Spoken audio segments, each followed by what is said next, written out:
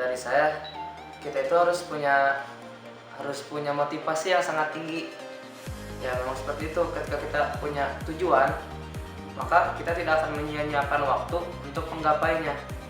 Kemudian tidak hanya motivasi yang sangat tinggi, target juga perlu untuk dihadirkan, untuk dibuat gitu. Nah kemudian kadang kita merasa kurang jika hanya membuat target. Maka dengan itu coba dengan menyiapkan apa ya, kayak itu lagi, jadi pas target kita gak tercapai, nah ada hukuman yang kita tuliskan gitu, entah itu apa hukumannya. Misalkan ya, kalau misalkan target nih dari 1 hari kita gagal dalam mencapai 1 halaman, nah kita itu punya hukuman, entah itu apa, misalkan ngejajanan gitu kan, terserah itu mah hukumannya, hukuman yang sangat tinggi. Jadi ada dorongan juga dalam menghafal Quran. Kemudian harus merasa butuh kita kepada Quran. Atau misalkan kita makan, kan makan jadi kebutuhan. Nah, apakah kita bosan untuk makan? Kan tidak gitu. Kita juga harus merasa butuh. Entah apalah, tulis 1000 atau 100 alasan mengapa kita menghafal Quran. Kenapa kita butuh kepada Al-Quran. Insya Allah dengan tulisan itu akan menginspirasi juga, akan menjadi dorongan juga dari kita sendiri. Nah mungkin untuk istiqomah ya seperti itu, kita mempunyai target, kita mempunyai motivasi, kita mempunyai juga konsekuensi, dan kemudian kita harus merasa butuh dalam menghafal Quran.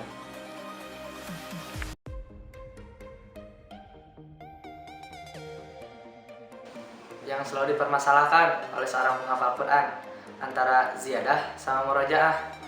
Nah, untuk solusinya dikarenakan mendapatkan itu tidak sesulit untuk mempertahankan.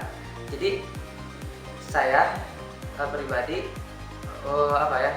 sengaja gitu mengambil waktu yang tepat untuk menghafal Quran di waktu subuh saja. Jadi cuma di waktu subuh, cuma 1 kali. Itu juga dari dulu istiqomah 1 halaman per harinya. Nah untuk murojaah bisa nanti ba'da duha atau ba'da sholat-sholat yang lainnya. Nah seperti itu metode yang saya pakai. Jadi murojaah hampir ya banyak itunya setiap waktu. Nah tapi untuk menghafal cuman ba'da subuh atau qabla subuh. Mungkin seperti itu.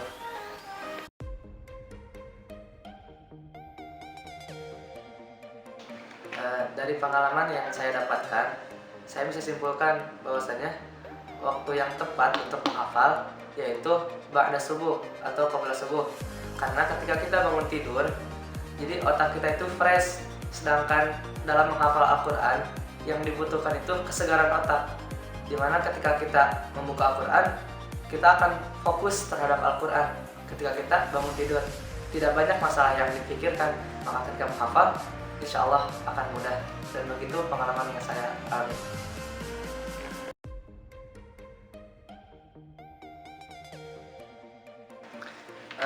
Untuk metode, sebenarnya setiap orang punya cara masing-masing, dan dari cara masing-masing itu akan mengantarkan kepada kemudahan untuk menghafal Quran. Cuman yang metode yang saya pakai, jadi saya mengambil pemahaman dari ayat-ayat. Nah, karena pernah dengar dari seorang ustadz, intinya ketika kita paham, kita akan hafal. Jadi saya sengaja memahami gitu ayat-ayatnya dengan cara membaca arti, Kemudian setelah itu dari misalkan sudah hafal 1 ayat, dari 1 ayatnya diulang-ulang 10 kali minimal. Nah setelah ayat 1 itu hafal, lanjut ke ayat yang kedua. Kemudian jika kita mau melanjutkan ke ayat ketiganya, nah diulang dulu dari atas, nah terus sampai bawah seperti itu. Jadi kalau mau menambah harus diulang dulu dari awal. Nah itu metode menghafal yang saya pakai arti, dan kemudian pengulangannya minimal 10 kali. Nah untuk metode murojaah yang saya pakai, jadi jika hafalan itu belum mungkin, saya buka Quran, saya lihat Quran. Akan tapi ketika hafalan itu sudah mungkin, ditutup Qurannya. Karena pernah dengar juga dari Syekh Ahmad Jaze. Jadi ketika kita mempunyai hafalan sudah mungkin, tetapi kita masih melihat Quran, akan khawatir kita ketergantungan. Jadi akan melemahkan hafalan. Ya, jadi saya sengaja ketika sudah mungkin tutup Quran, dan ketika belum mungkin saya sengaja buka Quran untuk memungkinkannya, karena dengan penglihatan itu jadi si posisi-posisi ayatnya tergambarkan. Oke, seperti itu.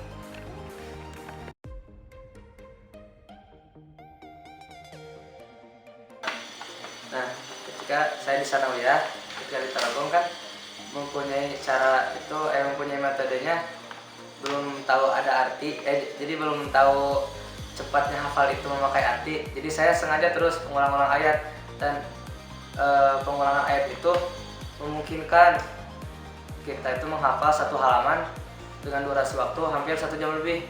Nah, tapi ketika saya sudah tahu menghafal Al-Quran dengan arti, dengan pemahaman, nah ternyata durasi menghafal saya 2 kali lebih cepat, yang tadinya 1 jam, bahkan 1 jam setengah satu halaman.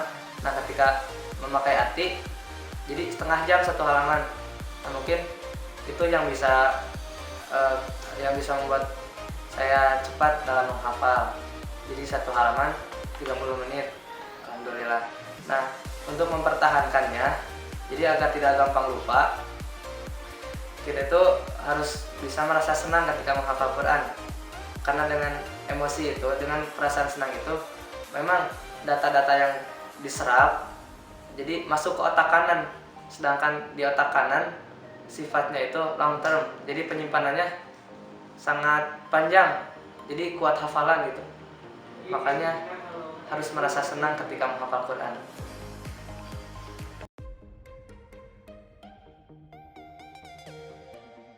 Jadi memang ini suka jadi permasalahan. Jadi kita suka kadang ketika ingin memurojaah, suka ada gitu hal-hal yang memalingkan kita dari murojaah, entah itu rasa malas atau kegiatan-kegiatan yang lainnya. Nah, untuk mengatasi hal itu ada masukan dari saya. Jadi yang pertama, kita harus hilangkan rasa sombong dan munculkan rasa kurang. Jadi seperti kata Jalaluddin Rumi, ketika kita merasa ada atau kita merasa kurang, akan cepat dalam menjalani kesempurnaan. Maksudnya akan cepat mengalami perubahan untuk menjadi lebih baik. Sementara kita merasa sudah bisa, misalkan ya, atau merasa sombong, nah di sana akan mundur. Misalkan kita ingin buka surat An-Naba juz 30. Nah, ketika kita buka Quran, sudah lihat surat An-Naba, nah kita merasa ini mah juz 30, ini mah surat An-Naba, insya Allah gampang, gak usah dimurajaah.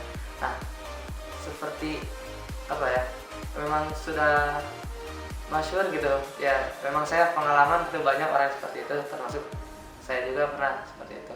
Nah, memang hal itu yang menjadi masalah. Ketika kita merasa sombong, kita akan sulit gitu, kita tidak akan pernah semangat dalam memurojaah. Tapi ketika kita merasa kurang, nah itu di sana kita semakin semangat. Dan ditambah juga bukan hanya kita merasa kurang, jadi kita juga harus meyakini bahwasanya dalam proses menghafal ini akan ada di mana kita dipertanggungjawabkan. Jadi akan ada masanya dipertanggungjawabkan hafalan-hafalan kita. Apakah kita mempunyai hafalan yang sangat mungkin, apakah kita mempunyai hafalan yang dilupakan, yang nantinya akan diberi balasan yang buruk. Nah, mungkin pertanggungjawaban yang menjadi dorongannya. Mungkin cukup sekian jawaban yang dapat saya sampaikan atas pertanyaan-pertanyaan tadi. Nah, mungkin bila mana ada jawaban yang kurang tepat, mohon dimaafkan. Tapi ya, seandainya pertanyaan-pertanyaan itu bermanfaat, saya bersyukur, dan semoga saja dari pertanyaan-pertanyaan tadi akan menjadi wasilah untuk kalian dalam menghafal Quran. Ditutup saja dengan doa. Allahumma rzuqna hifdzal kitabik waj'alna min ahlil Quran. Amin ya rabbal alamin. Wassalamualaikum